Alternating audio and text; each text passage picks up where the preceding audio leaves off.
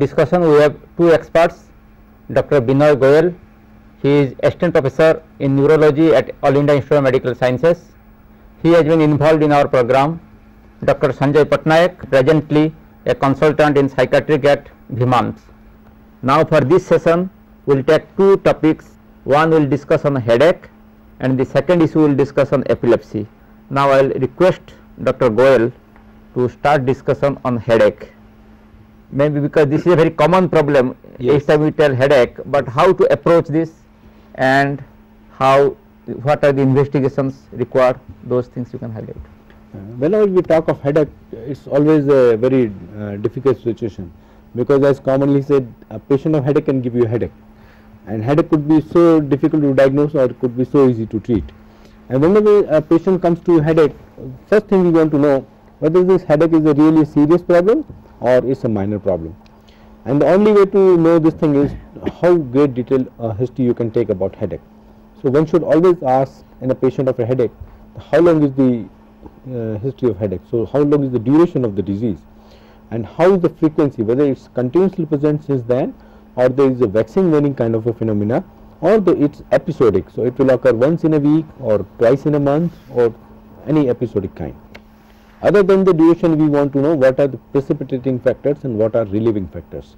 So in a particular type of a headache, somebody would say, whenever there is a winter and I am exposed to cold, I develop headache. Other person would say, whenever I am tired in evening and I had a stressful job in the day in my office, I had a fight with my boss, and then I can develop a headache. Third person would say, whenever I go in sun outside, I develop headache. So it's the history which will tell you what is the type of headache. Other person would say, I was absolutely fine till yesterday and suddenly I had a severe headache, and which I never had in my life. So these are the features which will tell you what is the type of headache. Always ask associated features, because headache is a symptom. It doesn't tell you about a disease. So associated feature will tell you whether it is what is the cause of the headache. So always ask about associated features which could be related to CNS or it could be related to extra CNS symptoms. Associated with the CNS symptom, it could be patient may have a blurring of vision, patient may have a nausea and vomiting, he may have associated focal neurological deficit, he may have a complete blindness, he may have a loss of consciousness, and non-neurological disorder could be he may have a associated sinusitis, or he may have a coryza, he may have a pain in the ear or a diminished hearing from one ear or both the ears from ear discharge, and whole lot of symptoms you should always ask for it. So whenever we are discussing headache, we want to differentiate headache into two types. Whether it's a primary headache, that means there is no secondary cause for the headache, or headache is secondary to some other cause. The common type of primary headache are migraine and tension headache, which we will be discussing shortly. Other secondary headaches are usually associated with CNS disorders like infections and tumors, stroke, or it could be associated with trauma. Migraine is basically characterized by periodic hemicranial throbbing headache, which is associated with nausea, vomiting. There may be photophobia or phonophobia, and it sometimes get relieved with the sleep. When I say photophobia, means whenever the patient has headache, he doesn't like light. He wants to sit in a dark place, he doesn't want to go out in the sun. Phonophobia means he doesn't like sound. So he doesn't want to talk to anybody. He doesn't like sound in the house, he doesn't like music, he doesn't want to watch TV, he just want to lie down quietly. And some people say, whenever I sleep, I feel relief with the headache. There is a common misnomer that migraine is always hemicranial, but this is not true. It could begin hemicranially, it could become a global headache, it could be frontal headache, it could be occipital headache. So it's a characteristic syndrome in which when the headache is periodic, it occurs as a hemicranial or as a global headache, which is associated with nausea, vomiting, photophobia or phonophobia, and it disturbs the activity of daily life. That is migraine. The episode of migraine can last for as short as 3 to 4 hours, or it could last up to days. The patients who have a long standing migraine, they ultimately go into a period when they have headache all the time. So that's kind of a common migraine, we call it, or a chronic migraine, in which the episodic character of this headache is lost.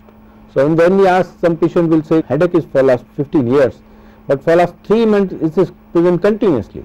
So this headache character has changed, but that is still a migraine. And you should always ask what are the precipitating factors, what are the relieving factors that will help you to diagnose as well as in the management of the patient. Basically, migraine can be divided into two types, one which is associated with aura, other which are not associated with aura.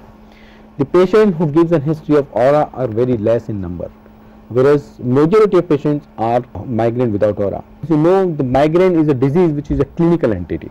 There is no test which will diagnose the migraine. You can't do a CT scan, MRI, EEG, PET or SPECT, whatever investigation you do, still that cannot tell you the diagnosis of migraine, because there are no characteristic finding in any of these investigations. It is an absolutely clinical diagnosis. So, if you make a good history, if you talk to the patient, then you can diagnose migraine. But if most of the time the investigations are required when you suspect that this headache could be secondary headache. For example, if the patient says, I have got headache for last 1 month and now I have a numbness in my right upper limb, so that shows he has some other new feature which is not a feature of migraine or not a feature of common headache. So, one should investigate this patient. So, whenever you have associated features which are neurological or non-neurological, then these are the patients who require investigation to diagnose cause of headache. So, most of the time the investigations are required to rule out various disorders which could be commonly are brain tumors or CNS infections or CNS vasculitis, whatever be the cause. Infection in other conditions are very common cause, because like tubercular meningitis, the earliest symptom could be just headache, and so the patient will say, Doctor, I have got a headache for last 1 month and I have vomit here and there. One should always suspect this any headache which is of a short duration, one should always investigate. Some person comes and tell me, I have got a headache for last 15 years. So, I know this headache is not very serious. This has to be a primary headache. It is unlikely to be associated with secondary headache. But that is not true always. Rarely you can have a secondary headache which can be lasting for 15 to 20 years. But that does not mean that all the patients who have a headache for 15 to 20 years, which is an episodic phenomena or presents like a migraine, require lots of investigation. So, how do you manage these episodes? When somebody comes to you with a history of migraine, there are management have two strategies. One is to treat the acute episode, and other is for long-term prophylaxis. For acute episode, any analgesic which suits the patient or patient have tried and gets relief is good enough, which could be paracetamol, which could be ibuprofen, which could be, but one should always remember the patient who have a long-standing headache and they have been using the drug very frequently. So, they should always be given a drug which is safe and long term, and they should be asked to treat the precipitating factors and relieving factors so that they can avoid the medication. The newer drugs are sumatriptan and rizatriptan. The sumatriptan can be given by oral tablet or it can be given in injectable form, which is a very low acceptance in most of the patients. And nasal spray of sumatriptan can be tried, which is very effective. Chronic episode of migraine should be treated specifically if they have get more than 2 to 3 headaches every month. They disturb the activity of daily life. If somebody is a 55-year-old person who is sitting at home, he doesn't have to go out, he doesn't have to much interact. He said, Doctor, I get 2 headaches in a month. I would not like to really give him a long-term prophylaxis. The other gentleman is a 35-year-old medical student. He said, whenever I get headache, I can't attend my class. I can go and do my duty. That's impairing his activity of daily life, and that's the patient who should be treated for long-term prophylaxis. The various drugs which can be given are calcium channel blockers, specifically flunarizine has been very effective. Tricyclic antidepressant, amitriptyline is very effective, and the newer drugs which are approved by FDA recently are sodium valproate and topiramate, which are said to be very safe and it can be given for long-term use. Tension type headache is another common type of headache where you really want to exclude the secondary causes. This type of headache is usually bilateral. It's a non-throbbing, it's a dull aching kind of a headache which could be present in occipital, nuchal, or it could be a global headache. Usually patients will say that I have got a tightness of my head, I feel the head is very heavy. So, it's not a classically a pain kind of thing, it's a more of a dull kind of a thing which is present in the head.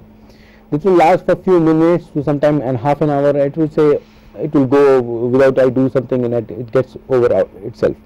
There could be definite precipitating events like stress or fatigue or alcohol, and whenever you have patients with the tension type of headache, you can treat with analgesics initially on SOS basis, and if they are not getting treated, the chronic treatment could be treated with amitriptyline or SSRI. So, the one is headache is important.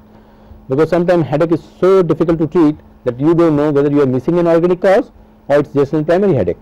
So whenever it is associated with nausea, vomiting, associated with any focal neurological deficit, or it is sudden headache.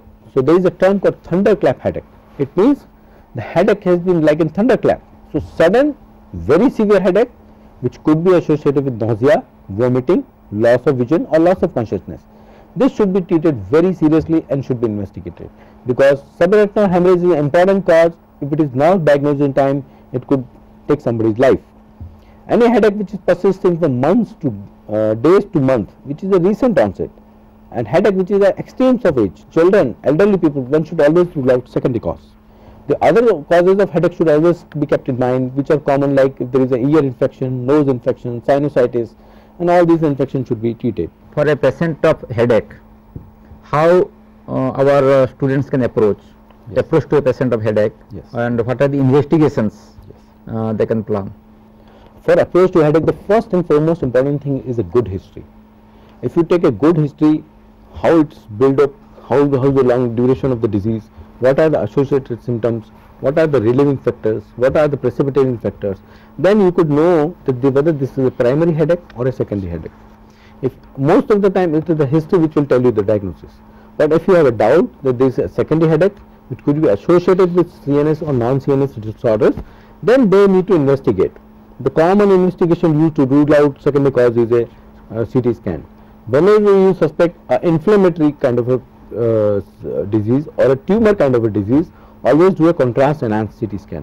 Whenever you suspect that it could be a hydrocephalus kind of a disease where there is an increase in the ventricular size, or a brain hemorrhage, or a subarachnoid hemorrhage, or a subdural hemorrhage, one should do a plain CT scan to find out what is the cause. Mostly to this CT scan and those things. That will exclude most of the common organic disorders. So if a patient is coming in a peripheral setup, so they have to do without this. Most of the time, I would say 80% of the patient really do not require any investigation. It is a good clinical history which will tell you that this is the primary headache. So if we can give a trial of treatment and see the response. If you think that you have a doubt, the treatment trial has not really helped the patient, we should always refer this patient to higher center for the investigation. So epilepsies are basically disorders which are characterized by chronic, recurrent, paroxysmal changes in the neurological functions, which are caused by basically abnormal activity of the brain. Whereas a seizure is in one episode which is due to the abnormal activity of the brain leading to motor, sensory, psychiatric or autonomic dysfunction. Convulsion is basically a motor phenomena in the epilepsy. So these are the terms I am telling you because they are always intermingled. And fit is a common layman term which is called an epileptic fit. The International League Against Epilepsy has classified epilepsy into partial or focal epilepsy, primary generalized epilepsy which are of different types, then status epilepticus and reflex patterns of epilepsy. The incidence of epilepsy in the population is 0.2 to 2% of the population. About 15% of the total epilepsy is intractable. So intractable epilepsy is called when you have 2 seizures per month and the patient is on 2 drugs, and for the more than 2 years he has been on adequate drug and still it is not treated. That's called intractable epilepsy. Common manifestation of epilepsy could be motor.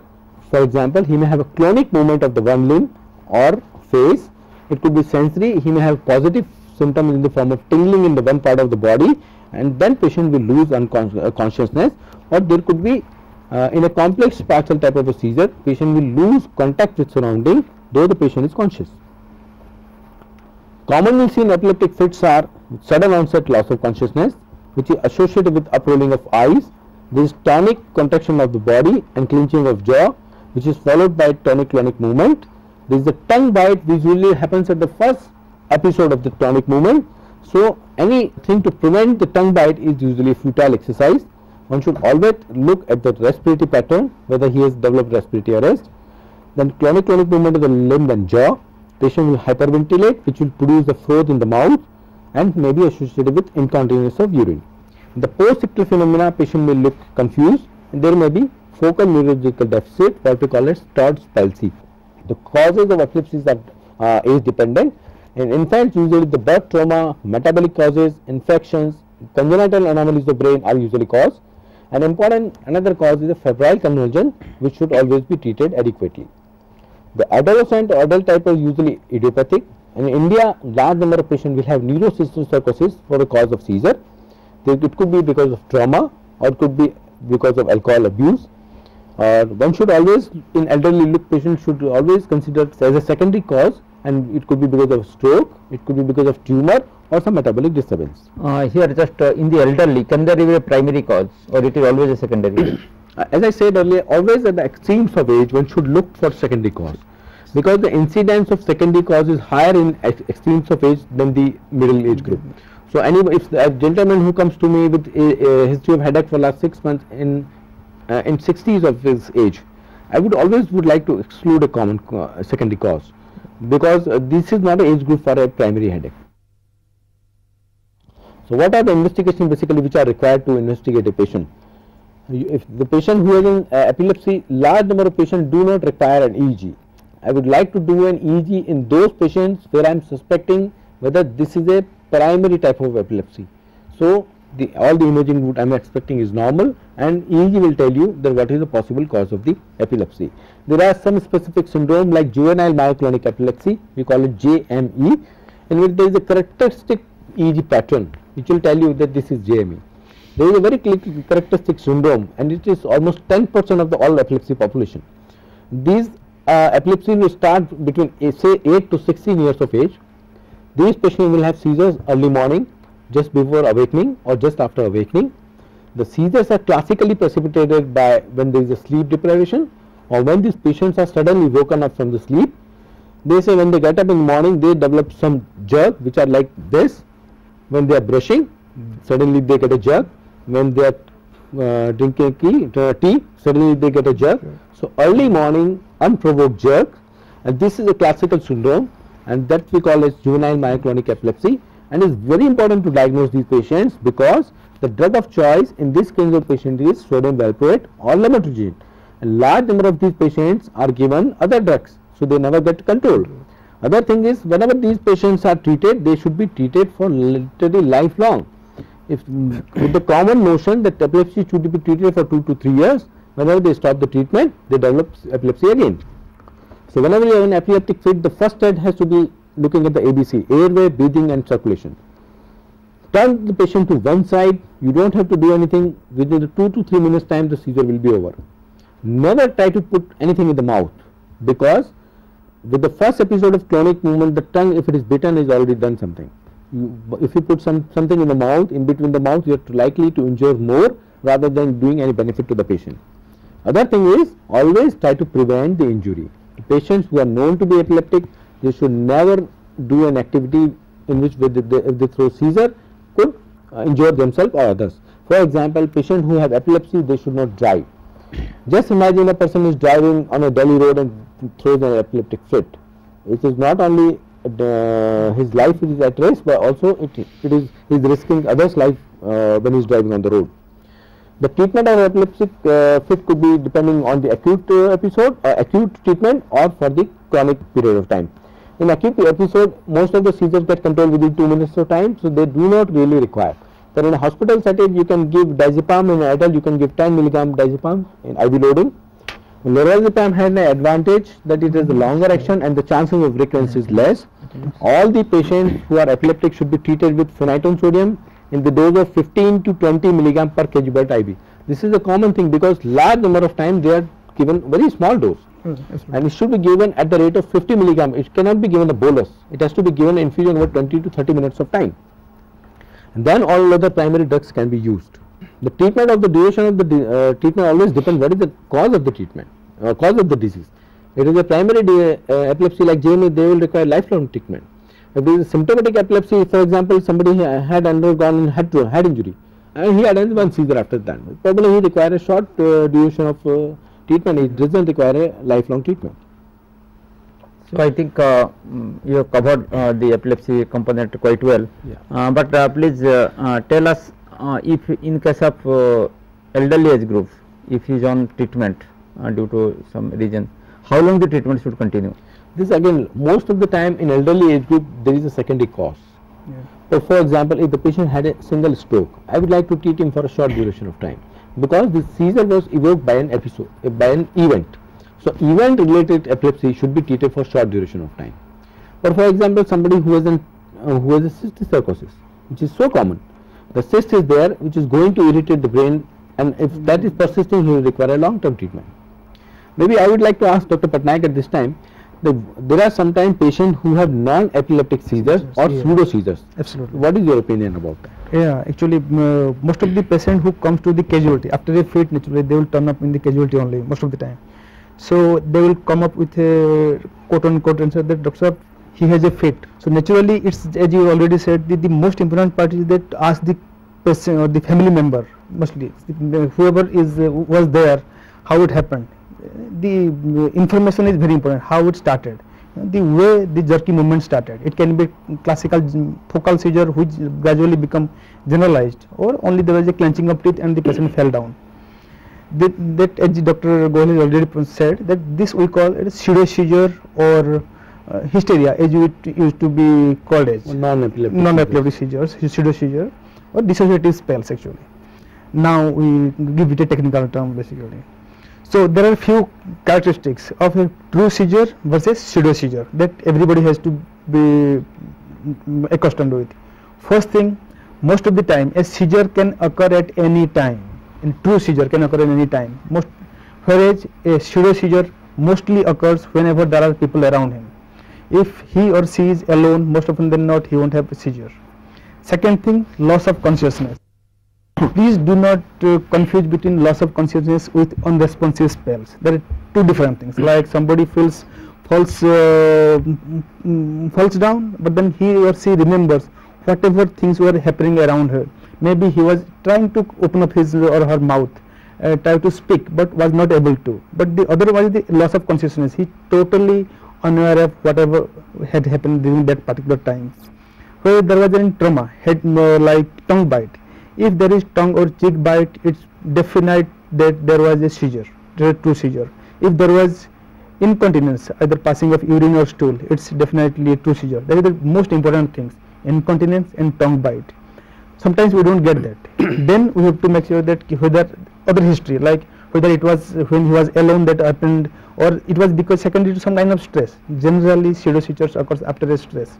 Usually they have an stress behind or a motive to do a non-epileptic seizure. Okay, there is some myths about it. This actually there we call it primary and secondary gain. Yes. Primary gain, the contrary to the normal myth that it's actually there is some stress, he had a fight, there is a loss, and to gain attention he or she throws up a fit. Yes. Actually it's not that. Yes. Both the gain, that is primary gain and the secondary gain, are subconscious. Okay. Because of let's say I have headache, or I flunked in my exam. Yes. Then that stress I couldn't bear. Yes. You know, so the coping mechanism of my brain is that become unresponsive. Yes. That the primary gain. That means by doing so, that tension, that stress is taken care of. Yes. And this then comes the secondary gain. That means after I fell down, I get some attention from the family member, from the doctors. I get treatment. I get not to do few things which I supposed to do. We call it secondary gain. Yes. But this also is subconscious. Yes. So when we tell the patient or the family member, this is the key thing, that this is not that he is deliberately doing this. That means he is malingnaring. It's not that. He or she is ill. That again I am talking about. He is ill. He is ill. He or she is ill. So he needs to be, the family members has to be educated that there is some stress because of which she or he fell down and she threw up a fit. So it has to be, we have to treat the primary cause because of the stress, because of which he or she has developed a seizure, and take care of the seizure per se, like giving medication or just by telling how to cope up with that particular stress. Counseling kind of thing. Counseling, and most importantly to cut down this secondary gain, that is to take out this attention. You know, yes. If I am having this throwing seizure, I won't be allowed to do things. I will be taken care of. My family members will pamper me. Yes. So stop pampering whoever is throwing pseudo seizures. So treatment, educating, and take care of the secondary gain. Cut down secondary gain. This is the most important thing to take care of the pseudo seizures. Yes. But this primary gain can you cut down? No, primary gain it's subconscious again. Basically, Okay. if I have a headache, if I have a stress, by this is a coping mechanism. Like when I am falling down, I am losing, I am unresponsive. That headache or that stress or that panic attack That is releasing technical. it. That is releasing. That's the body's coping mechanism. Now, not everybody cope up well. Somebody might burst up in tears. Somebody might get angry. Somebody actually falls. So you take out the secondary gains. Primary gain will also be taken care. Absolutely. Okay. Primary gains also can be taken care of. Okay, I think one more yeah. thing I want to highlight here is it is not that always these patients have pseudo seizures. Absolutely. Almost 25% of the patients who are very well documented to have true seizures can have associated pseudo seizures. Absolutely. So any patient who is very well controlled and suddenly develops an uncontrolled seizures, one should always suspect whether this is a pseudo seizure, because rather than increasing the dose every time, every week he gets 2 seizures now. I think this is a very important point students have to note. Yes. That even if he is on treatment or if it is a organic cause or whatever established Can have cause, associated pseudo seizures. associated seizures. So before increasing the dose and other things, these parameters should be taken into account. Yes. Thank you, Dr. Goyal, and thank you, Dr. Sanjay, for being here. And I hope everything goes well. Thank you, sir. Thanking all.